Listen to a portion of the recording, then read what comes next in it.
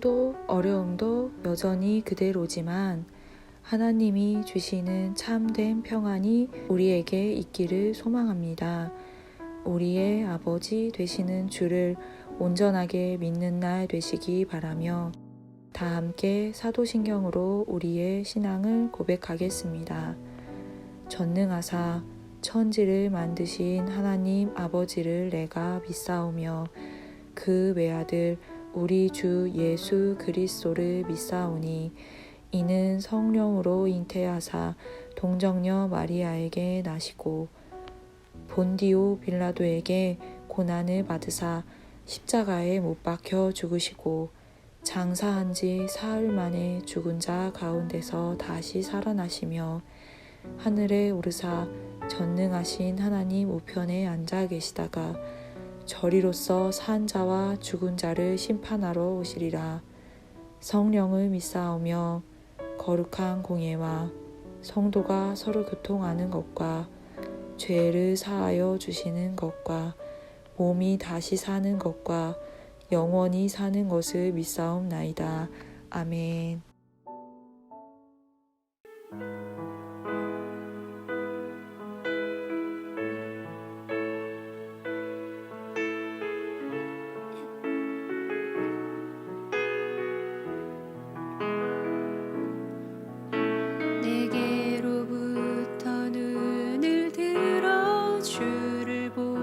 시작할 때 주의 일을 보겠네. 내 작은 마음 돌이키사 하늘의 꿈꾸게 하네. 주님을 볼 때 모든 시선을 주님께 드리고 살아계신 하나님을 느낄 때 내 삶은 주의 역사가 되고 하나님이 일하기 시작하네. 성령이 나를 변화시켜 모든 두려움 사라질 때 주의 일을 보겠네. 황폐한 땅 한가운데서 주님 마음 알게 되리. 주님을 볼 때 모든 시선을 주님께 드리고 전능하신 하나님을 느낄 때 세상은 주의 나라가 되고 하나님이 일하기 시작하네.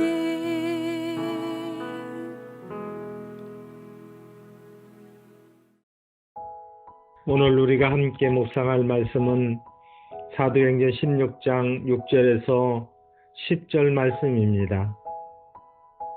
성령이 아시아에서 말씀을 전하지 못하게 하시거늘 그들이 부르기아와 갈라디아 땅으로 다녀가 무시아 앞에 이르러 비드냐로 가고자 했으되 예수의 영이 허락하지 아니하시는지라. 무시아를 지나 드로아로 내려갔는데 밤에 환상이 바울에게 보이니 마게도냐 사람 하나가 서서 그에게 청하여 이르되 마게도냐로 건너와서 우리를 도우라 하거늘 바울이 그 환상을 보았을 때 우리가 곧 마게도냐로 떠나기를 힘쓰니 이는 하나님이 저 사람들에게 복음을 전하라고 우리를 부르신 줄로 인정함이러라. 아멘. 반갑습니다. 오늘 사도행전 16장 6절부터 10절까지를 중심으로 이끄심이라는 주제의 말씀을 나누겠습니다. 우리가 십자가라고 할 때 왜곡된 해석을 할 때가 참 많습니다. 대표적인 게 공산당이 총을 들고 오는 그림입니다. 내 안은 그때 순교할 수 있을까? 이런 생각들을 하죠. 근데 하나님께서 우리에게 십자가를 져라 라고 하실 때 이 십자가는 그런 내용이 아닙니다. 우리가 져야 될, 우리에게 맡기신 십자가는 아직 일어나지 않은 어떤 상상 속의 상황이 아니라 우리의 일상입니다. 일상을 말하는 겁니다. 어제 말씀을 전하면서 우리의 현실, 우리의 일상이라는 십자가라고 이제 표현을 잠시 했는데 바로 그겁니다. 십자가는 우리의 오늘이고, 우리의 현실이고, 우리의 상황이고, 우리가 처한 조건입니다. 카드값이 빵꾸 난 그 현실이고, 감기에 걸려서 매우 힘들어하는 오늘입니다. 오늘 일 조금만 더 하면 더 돈을 벌 수 있는데 교회 가야 되는 그런 현실이고, 이렇게 돈 모아서 언제 집 사나 그런 걱정을 하는 상황입니다. 그게 십자가입니다. 그러니까 우리는 그 십자가를 버리고 싶습니다. 아니, 어떻게 보면 더 정확하게 표현을 하면 주님께 나아가서 그것들에게서 해방시켜 주시고 자유하게 해달라 이런 요구를 하는 것이고, 하나님께 나아가는 이유도 내가 가지고 있는 십자가를 벗어버리기 위한 그런 이유였던 것입니다. 그런데 그럴 일은 없습니다. 왜 그렇죠? 말씀을 잘 보시면 십자가 없애줄게 안 그러십니다.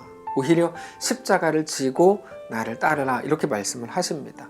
그 상황을 가지고 그 현실 속에서 주께 나아가라, 이게 주님의 명령입니다.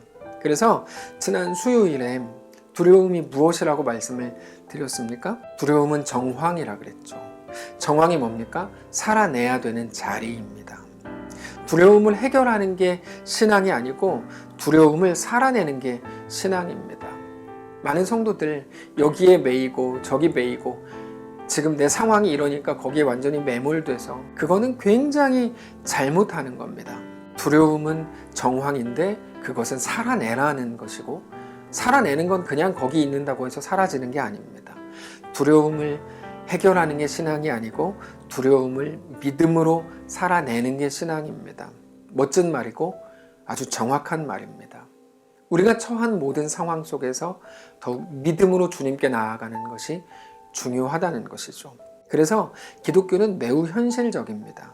신앙은 현실 속에서 하는 겁니다. 힘든 현실이 지나면, 먹고 살만해지면 내가 그때 봉사하고 신앙생활 하겠습니다. 그렇지 않습니다. 정반대입니다.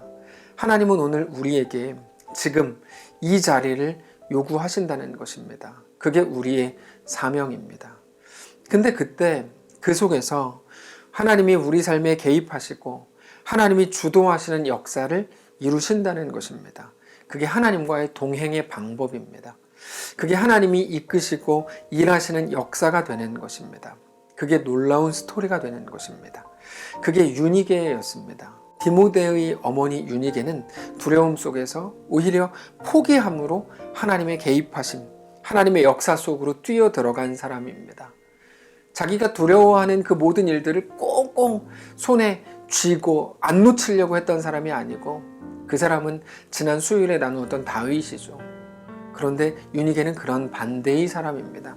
하나님께서는 그런 방식으로 우리 삶에 간섭하시고 개입하기를 원하십니다. 그리고 바울을 향한 그 간섭이 오늘 본문에 나타납니다. 하나님께서 개입하시고 주도하기 시작하시니까 그때부터 바울이 어떻게 됐을까요? 오늘 본문을 보면 확인이 가능한데요.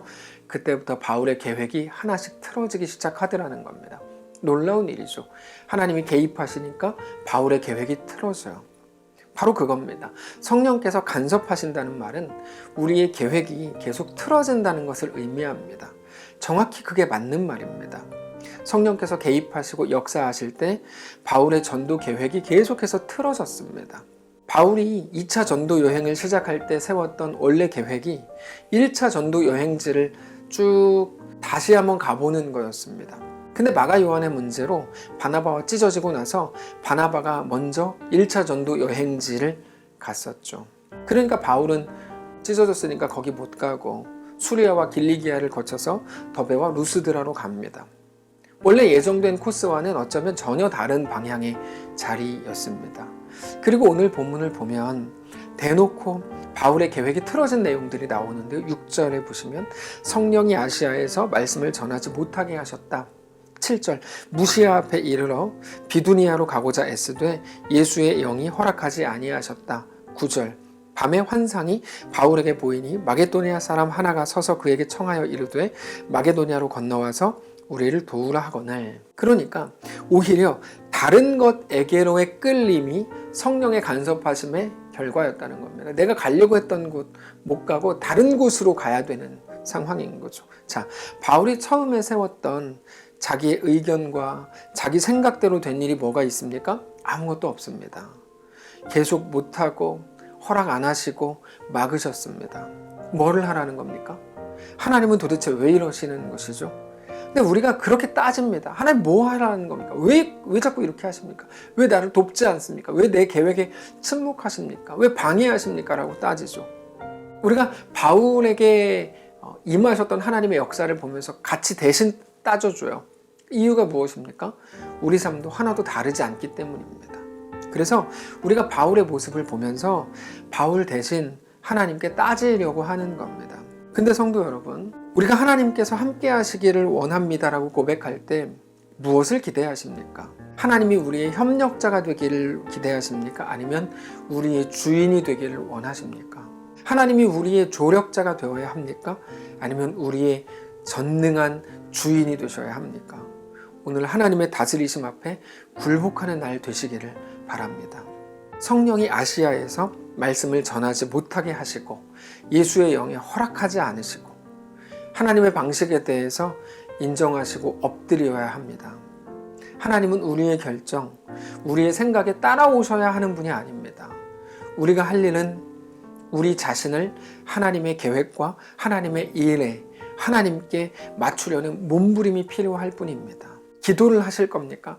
좋습니다. 그러면 기도하시는 내내 하나님의 뜻에 내 삶을 맞추려는 노력과 애씀, 그리고 그 길을 갈 믿음과 담대함을 구하시기 바랍니다. 기도하시는 내내 그 기도를 하십시오. 그렇지 않으면 기도하는 내내 하나님마저도 우상으로 전락시켜버리고 많은 일들을 우리도 모르는 사이에 행하게 될 겁니다. 하나님을 수단으로 쓰면 그게 우상입니다.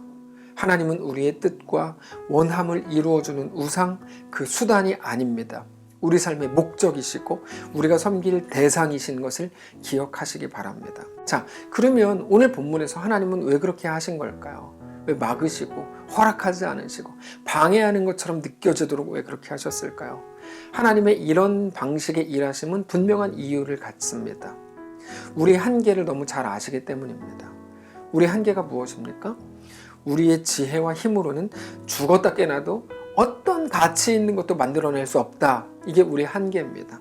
그래서 하나님께서는 우리 속에 개입하시고 간섭하십니다. 왜요? 선한 열매를 맺게 하기 위해서입니다. 그렇게 비로소 우리가 만들 수 없었던 가치 있고 선하고 가장 존귀한 것들을 하나님께서 주인이 되실 때 비로소 우리 속에 만들어 주시는 것입니다.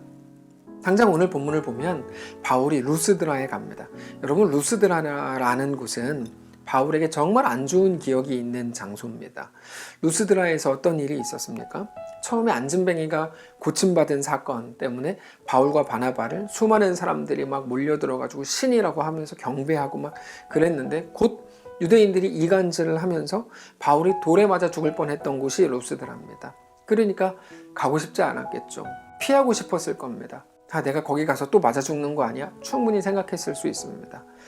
근데 바울의 일행은 하나님의 손에 어떻게 보면 억지로 끌려서 거기로 갑니다. 자기들이 계획을 세운 게 아닙니다. 성령이 이끌려서 간 겁니다. 하나님이 끌고 가신 겁니다. 거기서 누구를 만납니까? 디모데를 만납니다. 디모데를 만난 것은 전혀 예상하지 못한 일이었습니다. 바울의 머릿속에 없었던 일입니다. 그러나 디모데를 만난 이 일이야말로 바울의 사역에서 가장 중요하고 특별한 의미가 있는 사건이 되는 것입니다. 사실 얼마 전에도 바울은 예루살렘 교회로 가고 싶지 않아 했었습니다. 하나님이 이끄셨죠. 바울이 예상하지 못했던 놀라운 선물을 받게 되죠. 자, 어떻게 정리할 수 있을까요? 원래 계획과는 반대되는 것 같은 전혀 다른 방식의 다른 방향의 길로 이끌렸지만 밀려났지만 하나님은 그 가운데 디모데라는 동역자를 예비해 놓으셨다는 것입니다. 그게 오늘 본문을 통해 우리 인간의 약한 눈에 보여주시는 하나님의 작은 은혜입니다. 보이지 않는 더 큰 은혜는 말할 것도 없이 크죠. 근데 사람은 하나님의 그 계획을 알 길이 없습니다. 그럼 알려주시면 될 거 아닙니까? 따지고 싶죠. 하나님은 그렇게 일하시지 않습니다. 하나님은 우리라는 일꾼이 필요하신 게 아니고요. 우리의 충성이 필요한 것이기 때문입니다. 그 일을 이루시려는 게 아니고요. 우리를 얻으시기 위해서입니다. 우리를 얻는 것이 하나님의 목적이기 때문입니다. 그게 선입니다. 그래서 어떻게 하라는 겁니까? 하나님이 이끄시는 대로 순종하라는 것입니다. 하나님 나라에 그렇게 동참하는 거야 말씀하시는 겁니다. 그게 은혜입니다. 그래서 오늘 본문에서 예수의 영이 허락하지 아니하시니라 그 끌려감, 그러나 그것이 우리에게는 복과 은혜요 진리인 것을 알게 되시기 바랍니다. 우리의 못난 실력이 어디로 가는지도 모르고 그저 내 원함과 내 욕심으로 때를 쓰고 있는 우리를 막으시고 하나님의 역사로 이끄신다는 것입니다. 그렇게 지금 한 사람이 치앙마이에 가 있습니다. 우리 모두도 그렇게 각자의 자리에 서게 됩니다. 우리는 하나님의 역사에 모두가 이끌리고 있는 중입니다. 다만 사랑하는 성도 여러분, 그 자리에서 우리 하나님을 믿으시기 바랍니다. 그래서 10절에 그 인정이 나옵니다. 바울이 그 환상을 보았을 때 우리가 곧 마게도냐로 떠나기를 힘쓰니 이는 하나님이 저 사람들에게 복음을 전하라고 우리를 부르신 줄로 인정함이로라. 쉽지 않았을 겁니다. 저 마음을 갖기까지 결코 쉽지 않았을 겁니다. 그러나 끝내 갖는 거죠. 하나님의 승리죠. 바울의 굴복이고요. 야곱의 환도뼈를 쳐서 너 이제부터 이스라엘라 불러라 말씀하시는 그 하나님이 바울에게 임하신 거고 오늘 우리에게 임하신 줄로 믿으시기 바랍니다. 말씀을 정리하겠습니다. 성령이 막으시고 예수의 영이 허락하지 않으실 때는 아무것도 하지 말고 가만히 있으라는 말이 아닙니다. 가만히 있지 마시고 하나님이 이끄시는 대로 겸손히 이끌리시기 바랍니다. 그게 순종입니다. 다시 한번 강조하지만 하나님이 원하시는 것은 그 일의 완성이 아니고 우리를 얻으시는 겁니다. 그게 하나님 나라이기 때문입니다. 불순종은 무엇일까요? 나를 위한 모든 열심, 나를 위한 나의 최선이 불순종입니다. 하나님의 공급을 거부하는 것이기 때문입니다. 사랑하는 성도 여러분, 하나님의 모든 이끄심에 대해서 오늘 순종하시기 바랍니다. 그때 하나님께서 우리 속에 우리가 만들 수 없는 놀라운 열매들을 성령으로 맺어주실 겁니다. 그게 우리의 영광이요 우리의 영원한 기쁨이 될 것입니다. 기도하겠습니다. 살아계신 하나님, 우리의 생각과 마음을 지키시고 그렇게 하나님 앞에 온전히 엎드리게 하옵소서. 하나님만이 우리의 전부요 왕이요 우리의 전능자요 우리 아버지이심을 깨닫고 굴복하게 하옵소서. 그 일을 이루는 것 우리 없이도 하나님 얼마든지 하실 수 있고 말씀만으로 사람도 지으신 분인데요. 무엇이든 하실 수 있는 하나님이 우리를 보내시고 부르셨다면 우리를 얻으시기 위한 하나님의 부르심인데 그 앞에 순종하며 주님께 우리 자신을 온전히 내어드리는 사랑하는 모든 성도들과 가정, 사랑하는 우리 교회가 되도록 인도하여 주시옵소서. 지금 홀로 두려움 중에 사역을 준비하고 있는 황소영 집사님을 붙잡아 주시고 또 모든 성도들 함께 역사하셔서 하나님의 놀라운 은혜가 넘치게 하시고 하나님 허락하시는 회복의 역사가 충만케 하옵소서. 오늘 우리의 삶을 주관하시길 원하며 살아계신 예수님의 이름으로 기도합니다. 아멘. 사랑하는 성도 여러분, 오늘 하루를 하나님이 우리에게 또 주셨습니다. 말씀을 붙들고 승리하시고 하나님과 동행하게 되시기를 축복합니다.